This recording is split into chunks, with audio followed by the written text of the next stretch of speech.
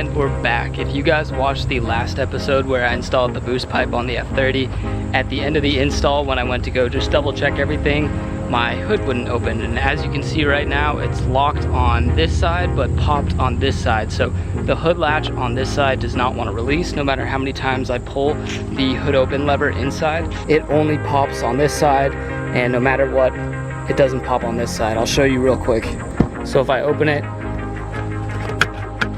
pull it as many times as I want, you can tell that this side is open and will come up a little bit, but this side just will not open. Basically what happened is the cable that runs to the passenger side latch for the hood basically came undone, and it's no longer riveted into the space that it needs to be. So no matter how much tension I pull on it, it's just getting yanked around and not actually opening the lever. So what I have to do is take off this wheel on the passenger side, remove the fender liner, and then I'll get access to the cable, and I can basically just manually tug it and open the hood. And then from there we can go ahead and replace it. I did go ahead and pick up a new hood latch cable from BMW, so we're in good shape. Just need to get the old one off and open this hood for starters.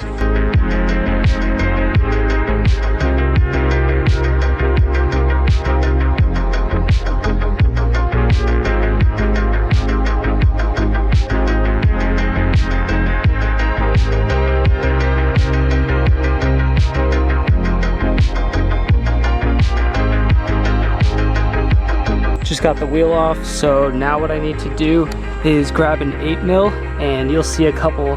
There's one here, looks like there used to be one there, one here, here, oh, focus please, right here, and then one right here. So pop those out, and then we can get access to right behind here.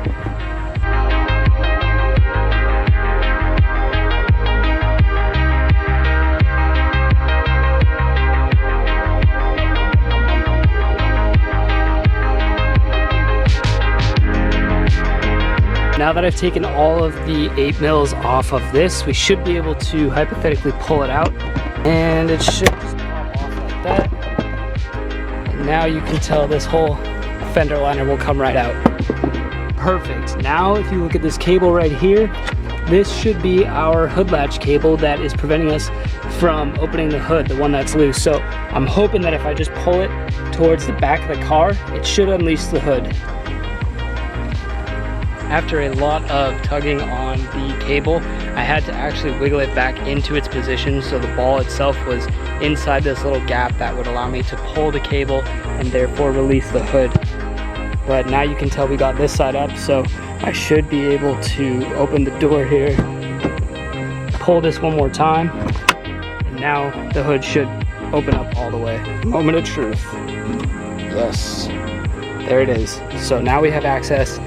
This was the cable itself that needs replacing right here. So I'll try and show you on camera.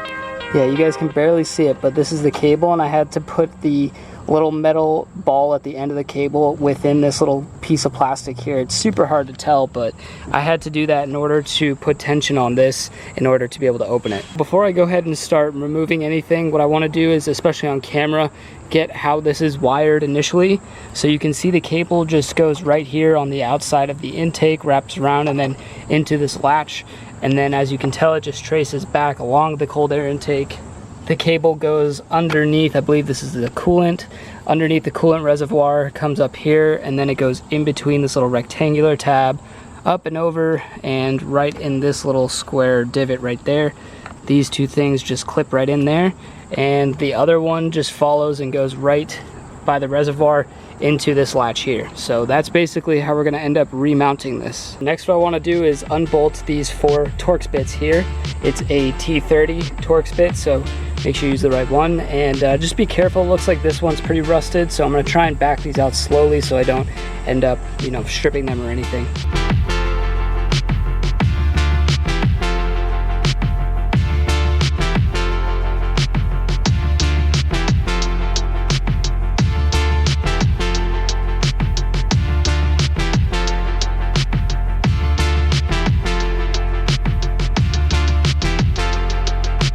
Now that we've got all 4 bolts out of the passenger side latch, I should be able to just kind of wiggle this around and get it unlatched from this little groove here. Oh, actually comes up instead. So I was trying to push it down, but it's actually easier to just pull it straight up. Now if I show you this mechanism, I'll show you what's wrong with it. So I got the ball basically seated back into this little divot right here. If the camera will focus, this little divot here, you sink the ball into that, and then that will basically keep it from falling out. But this piece of plastic right here that's spinning, the little washer at the very end basically needs to sit right in here. And this washer broke halfway, so only about half of it's left, and that's why it wasn't sticking in this. And that's why we couldn't get tension on this, because that ball had ended up falling out, and I wasn't able to make the mechanism work like you see here. So that's all right, we're gonna go ahead and take this out and we'll get the new one put in. By the way guys, you only need to actually take out this bolt up here and this one down here. You don't have to take out this one or this one. I don't know why I thought it was all four, but just those two will loosen up this latch. Now that we have this side disattached, I'm gonna go ahead and start working on this latch. So I'm gonna remove this bolt, and I learned my lesson. I don't need to take out those two this time.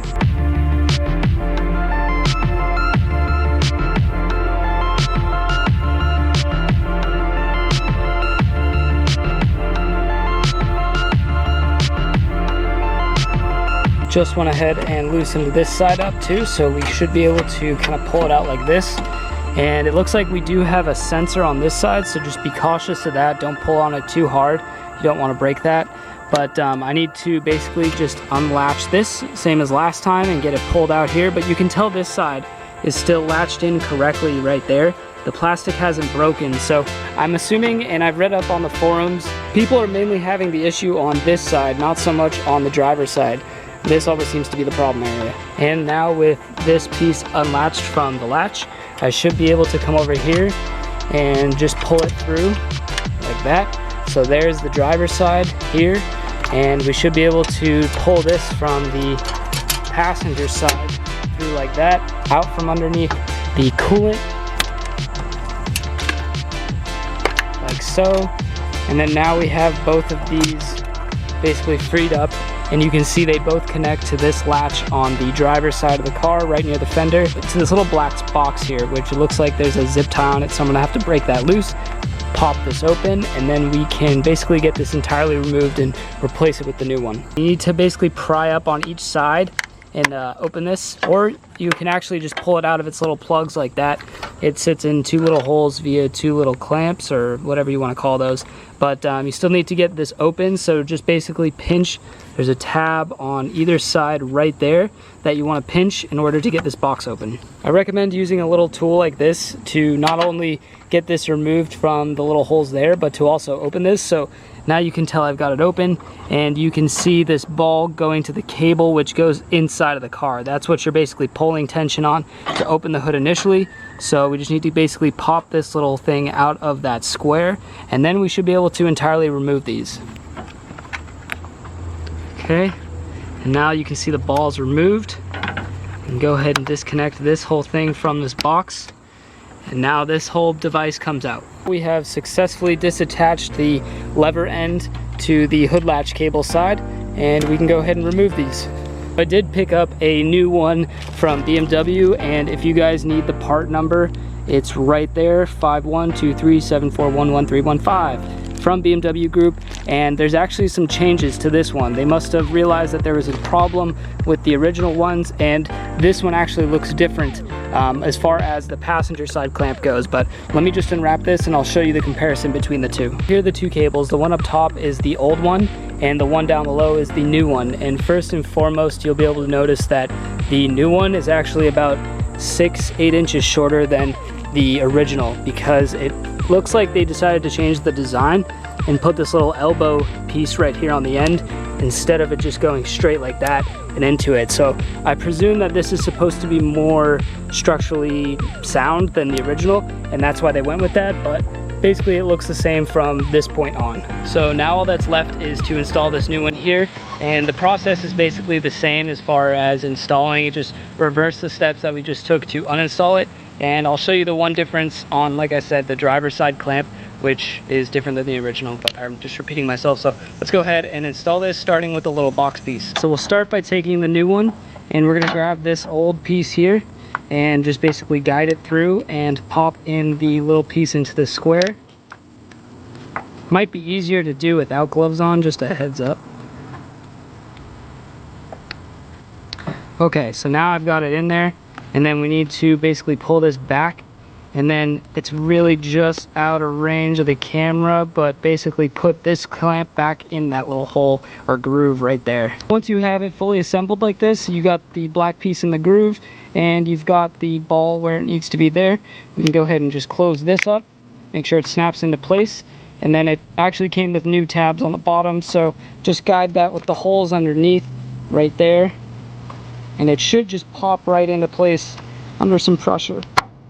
Just like that, and now it's snug, not going anywhere. Now if you remember, the pieces went into this little groove here like that, just kind of one on top of the other like so, and then they came down here, and then we're into this little square groove, not this one but the rectangular one. So I'm basically just going to tuck those underneath there like that, and I'll go ahead and throw the long one kind of just out of the way. We'll take the shorter one here that's going to go to the driver's side, and we'll feed it underneath here.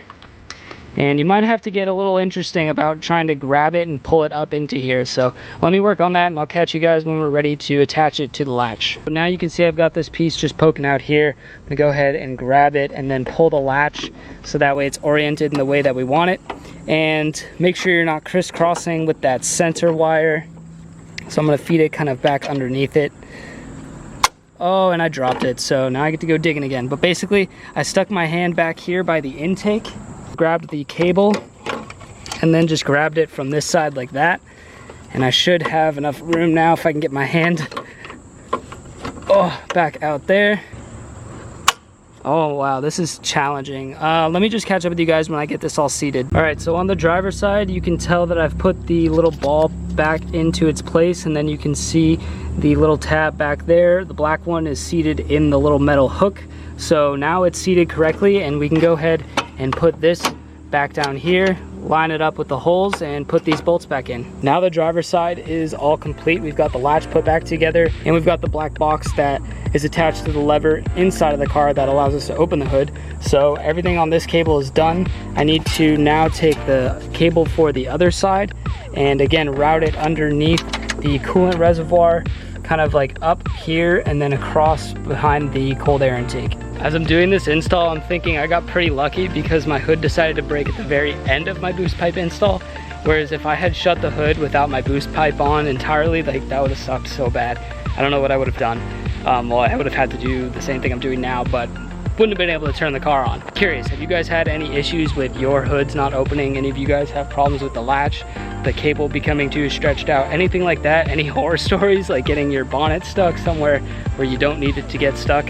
I'm just curious. Comment down below if you guys got any good stories. I've basically snaked the other one all the way behind here.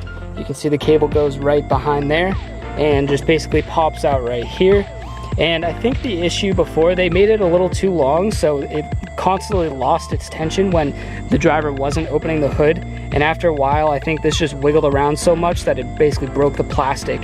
But it looks like they've decided to change up the styling. They re-engineered it to look like this, and we're basically just gonna reinstall it the same way. We've got the little clip here that is now fully intact, and I think you guys kind of get how to do the process. So let me go ahead and get this one attached to the latch. Everything is put back together, and now we should be able to close this and be able to reopen it. Not gonna lie, I'm a little nervous to close the hood and have it not reopen, but that's why I left the fender and that wheel off in case we run into the same issue. But I guess let's go for it. Let's see if we did a good job.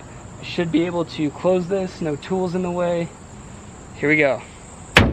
That's good, nice even line. I mean, didn't change the hood or anything, so let's see, moment of truth. 1, 2. That looks better. Look at that, guys. Now the hood opens normally, and now we have access to the N26 to work on it some more. So everything worked out perfectly. Actually a very easy install. Everything was just basically mimicking the OEM because it is an OEM replacement, just engineered a different way to be better so that way this one doesn't break again. But time will tell. We'll see if this different cable acts any differently or if it in fact fixes the issue. But all I have to do now is basically throw my fender liner back in, put the wheel on, and drop this thing down. Wheel is back on. Let's go ahead and just shut this one more time for satisfaction. Looking good. Go ahead and air her out.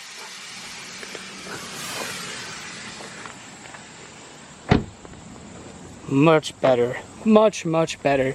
And just to show you guys one more time that we did in fact fix it, if I go in here and pull it once, now it's released both sides. And then if you pull it the second time, it will release the lock. Now we have a functioning F30 bonnet. So hell yeah, guys, able to fix it, DIY, looking good. As always, guys, thank you for watching. Stay tuned for the next one. Don't forget to like, comment, and subscribe. And I'll see you guys next time. Keep elevating. Peace out.